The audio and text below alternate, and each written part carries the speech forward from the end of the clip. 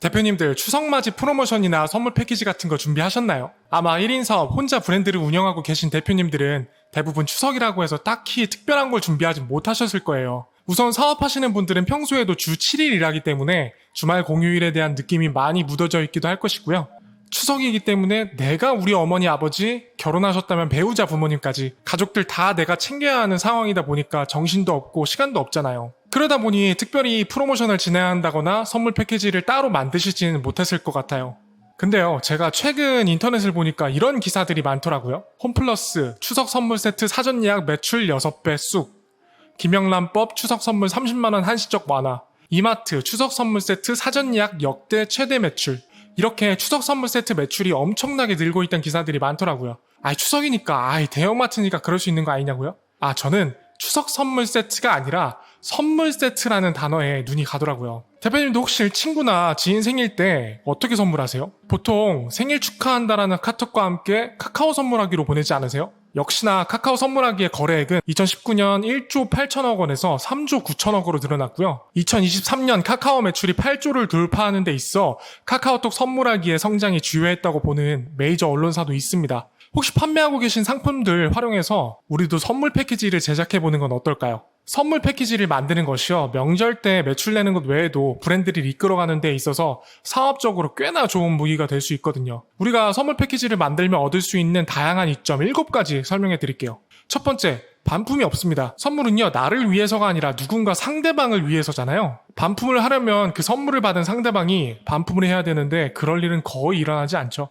혹여나 주문한 고객이 상대방한테 주기 전에 선물 패키지를 미리 오픈해서 확인할 수도 있겠지만 선물 박스 봉인지를 테이프나 스티커 같은 것으로 대체한다면 그걸 방지할 수 있겠죠. 이점 두 번째, 기존 상품 여러 개를 묶어서 팔기 때문에 객단가를 올릴 수 있습니다. 상품 한 개만 달랑 팔 거를 2개 이상의 상품을 묶어서 세트로 판매하는 것이기 때문에 당연히 단품보다 높은 가격으로 판매할 수 있죠. 세 번째, 상품을 묶어서 팔기 때문에 안 팔리는 재고를 털어낼 수도 있습니다. 우리도 추석 선물 세트 받으면요, 안에 들어있는 게 다 좋은 경우는 없잖아요.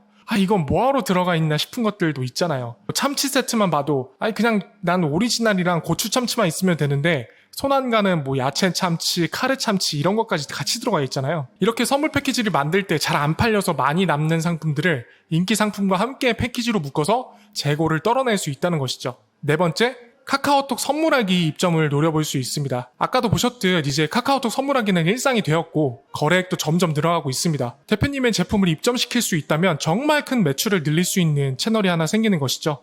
근데 카카오톡 선물하기 입점하려면 선물 패키징 세트가 유리해요. 그런 분들 꽤 많거든요. 몇 번을 시도해도 안 됐다가 선물 세트 만들어서 어필했더니 입점 승인이 났다고 하시는 분들이요. 우리도 한번 노려봐야죠. 다섯 번째, 명절마다 돌려쓰기가 가능합니다. 이번 추석이 안 되잖아요? 그럼 지금부터 준비해서 내년 설에 쓰고 내년 추석에 또 쓰고 하는 겁니다. 우리 받는 스팸 세트, 와인 세트 보세요. 올 추석이라고 다르고 설이라고 다른가요? 제가 30대인데 거의 30년째 변한 게 없습니다. 그래도 매번 팔리잖아요. 여섯 번째, 대량 주문 가능성이 생깁니다. 명절 선물을 개인끼리도 많이 주고받지만 회사에서도 많이 나눠주기도 하죠. 그리고 요즘엔 세미나라든지 워크숍 같은 곳에서도 굿즈나 선물을 많이 나눠줍니다.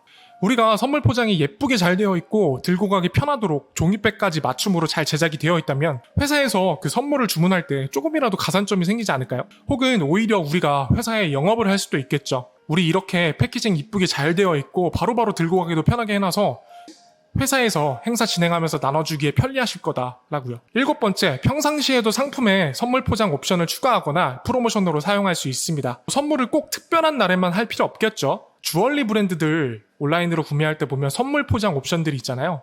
우리도 그런 선물 포장 옵션들을 만들어 놓고 금액 얼마를 추가하시면 포장을 해드린다 이렇게 한다든지, 혹은 언제부터 언제까지 이 상품을 구매하시면 이 선물 패키지로 배송이 나갑니다, 이런 식으로 프로모션에도 무궁무진하게 활용할 수 있겠죠. 물론 선물 패키징이 장점만 있는 건 아닙니다. 우선 선물 패키징을 하기 위한 박스 자체가 단가가 비싸요. 이게 일반 택배 박스가 아니라 두껍고 단단해야 되잖아요.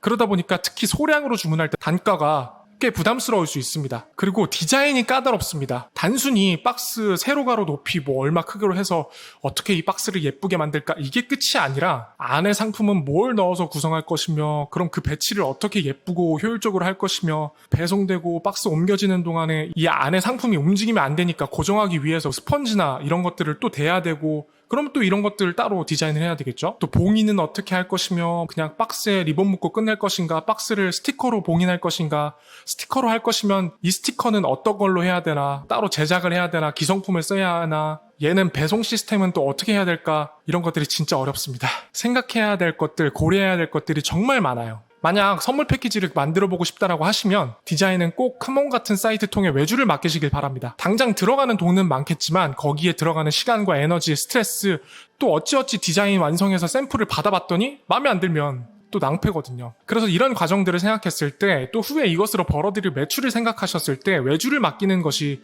현명한 판단이 될 겁니다. 이렇게 선물 패키지에 대해 말씀드려봤는데요. 무조건 이거 하세요 라는 느낌보다는 이런 마케팅 요소도 있으니 참고하셔라 라는 취지로 의견 드리는 거니까요. 판단은 대표님들이 브랜드 상황에 맞게 신중히 결정하시길 바라겠습니다. 보통 대표님들이 할 게 많고 바쁘다 보니까 마케팅은 그냥 광고나 인스타그램에만 치중하는 경우가 많은데요. 주기적으로 좀 한 발 좀 떨어져서 내 브랜드와 사업을 좀 멀리서 바라보는 것도 필요하거든요. 내가 한 걸음 한 걸음 내딛고는 있는데 지금 가는 방향이 맞는지를 확인해야 되잖아요. 좀 돌아가긴 했지만 좀 뒤뚱뒤뚱 지그재그로 가고는 있지만 그래도 내가 가는 방향이 맞긴 하구나 라는 거에 대한 체크가 필요한 거죠. 저도 학교 다닐 때, 직장 다닐 때는 정말 추석이다 하면 한 달 전부터 달력 보면서 아싸 이때 며칠 쉴 수 있다, 이날만 기다려진다, 그때 뭐하지? 했었는데요. 퇴사를 하고 제 사업을 하면서 이 명절에 대한 감흥이 확실히 무뎌지더라고요. 아마 저 같은 분들 많을 것 같아요. 그래서 추석 같은 가장 큰 명절에 우리가 사업적으로 시도해볼 만한 것들이 참 많은데 감흥 없이 그냥 지나가는 대표님들이 많을 것 같아서 이 영상 제작해 보았습니다. 우리 사업 1, 2년 하고 말 거 아니잖아요. 다음 설 때에는 잘 준비해서 매출 땡겨볼 수 있는 사항들 한번 고민해보면 좋을 것 같습니다. 저도 앞으로도 유튜브 통해 괜찮은 아이디어 있다면 공유해보도록 하겠습니다. 그러니 구독과 좋아요, 알림 설정하시고 제가 드리는 영상 놓치지 않으시길 바라겠습니다. 오늘도 시청해주셔서 감사합니다.